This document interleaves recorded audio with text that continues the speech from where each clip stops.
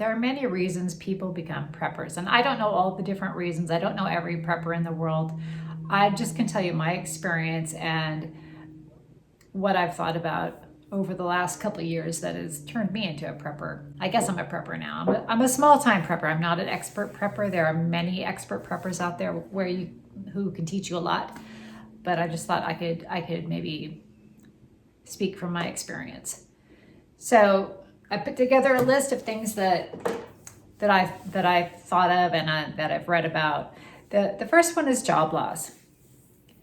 Many people prep in case of job loss, and job loss is very real. You can get laid off at any time. It's happened to our family. I know people who've lost their jobs and been without jobs for 2-3 years when they were a single job family.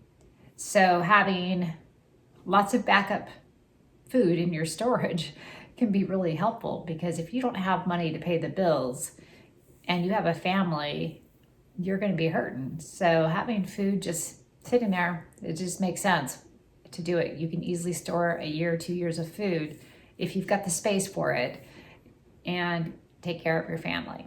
The second reason I think people prep is because of inflation.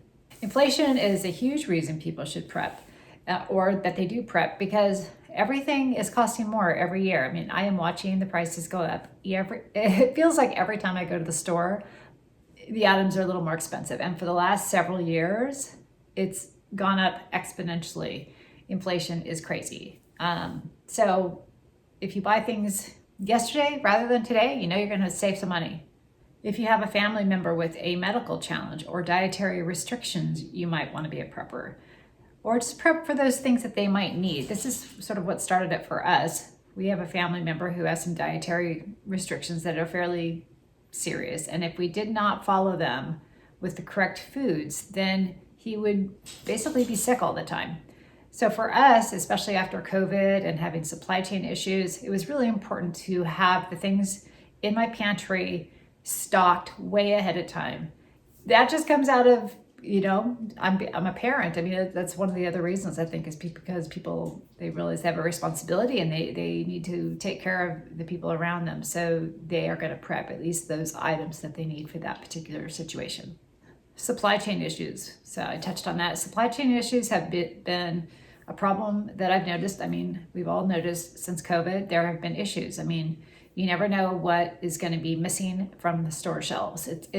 I don't remember it ever happening the way it does now, where there's just like, okay, there's no eggs this time. Like even last week, I was at Target and there were no eggs. And I just don't remember that ever happening before COVID. And here we are, it's 2024. It's 4 years since COVID, and there are still times when there are no eggs at the store. Now maybe they're at another store, you probably have to drive around and you could find them eventually, but there was none at Target, and that just never happened before. And so I worry about supply chain issues. It could be any little random item that is just gone. And if it's something that's important to you, you might want to store it and store enough for a year to 2 years if you can. Natural disasters or man-made disasters. Like, I don't care which it is. If it's something that is sort of a bigger event, like we have fires. Now those can start naturally from, lightning strikes and things like that. But they often happen from people starting fires that just get out of control. Like they start like a little campfire or something like that, and they get out of control. And before you know it, you have a giant fire, especially if the wind is kicking up. We have Santa Anas, and if there are fires and the Santa Ana winds are blowing, that's when we end up with our big fires. And so these come through for us every year. So this is actually one of the first things that made me start doing some kind of prep. And as a parent, I had my kids at home, and where we lived, there were fires, and we didn't know if we were going to get evacuated or not. But we knew that if we did have to evacuate, it would be very quick. Like, we wouldn't have time to go around and pack. We were just going to have stuff ready to go. So at that time, I had 4 backpacks that I packed up with everything that we would need for like a 3 to 5 day evacuation. And so those were things that we actually packed up and we put in the car. And then besides that, we had all of our important papers in bins that we also put in the car, so that all we would have to do is, if in the middle of the night we were being evacuated, grab our kids, get in the car and go. And I did have a friend who had that happen, and they did not have bags prepped here in town. And they, in the middle of the night, they got a knock on the door and they were evacuating, just grabbing their kids and their pets, throwing them in their minivan while flames were all over their street. And there were houses that burned down on their street. So it is something that can happen. So if you live in an area where there's any kind of natural disaster that could be coming your way, especially if it's regular, like hurricanes, fires, then there's just things you have to be prepared for, because it's not if it'll happen, it's sort of when it'll happen in your area, and you just want to make sure that you have what you need and can do the best you can to recover from that.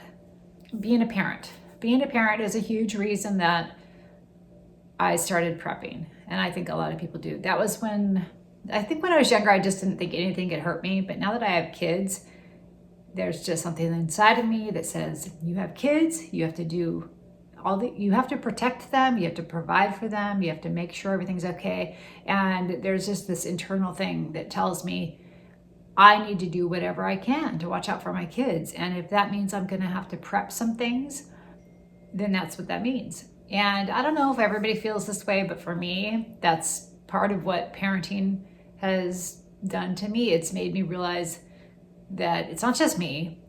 It's not me being vulnerable. It's like my kids being vulnerable, I guess.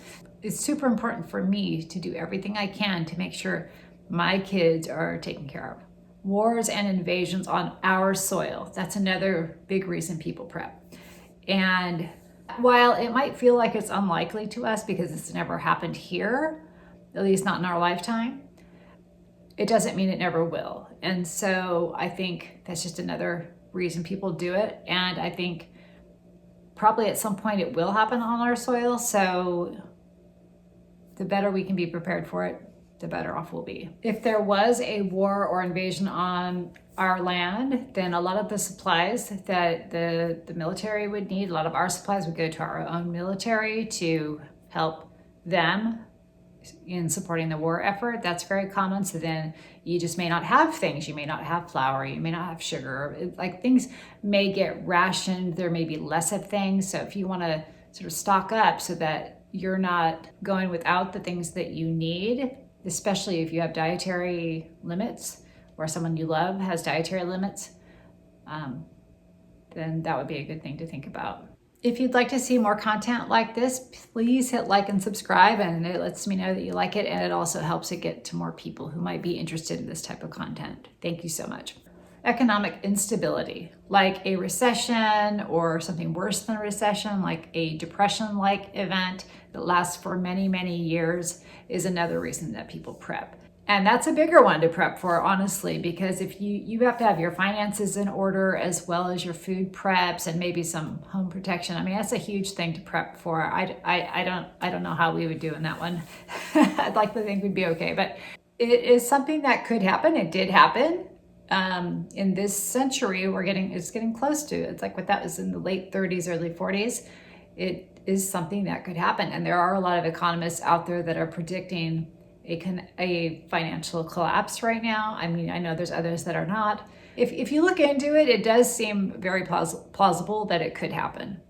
Ignorance is bliss, I know, but if you are paying attention, you might have a different idea about that. So if there's economic collapse, think of all the things that happened to people during the recession and the Great Depression and the recessions that we've had.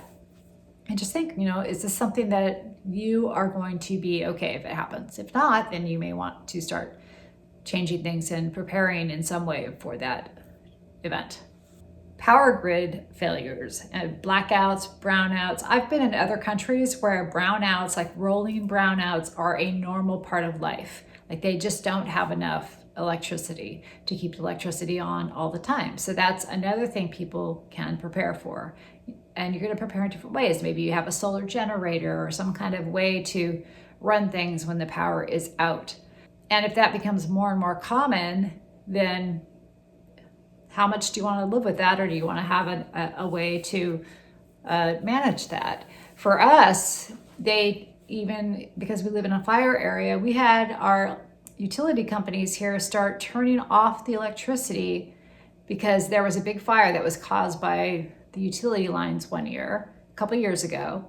And they started, if we have high winds, they just turn off the power in order to prevent that type of a fire from starting. And when they do that, your power can be out for a couple of days.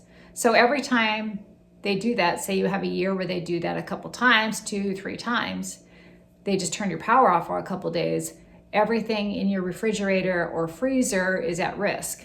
If you want to do something to maybe prepare for that, like have a solar generator or some kind of backup energy supply so that you can at least keep those bare minimum things going so that your food, which is worth hundreds and hundreds of dollars every time, just going completely bad. I mean, you don't even realize how expensive it would be to have to entirely restock your refrigerator every time something like that happens. Another pandemic could be the next one.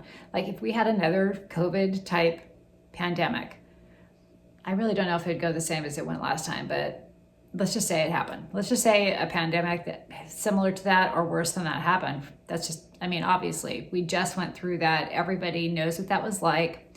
We know you couldn't find medicines. You couldn't get eggs. You couldn't get flour. You couldn't get, what else was gone? Like lots of things were gone. All the bread was gone. All the toilet paper was gone. Things were just gone. And if you're okay with that, then don't be a prepper. But if you think maybe you might want to mitigate some of that inconvenience by having some of those things on hand that disappeared in a snap, then you might want to think about a little bit of prepping. Political overreach or distrust or just political conflict or disagreements between large groups of people, that one's been on the rise. We see the divisiveness in our country now, and if this continues to be a problem that is growing and getting worse, then there could be some issues. I mean, we've already had some issues, and that's just another reason anyway that people might want to prep in some way.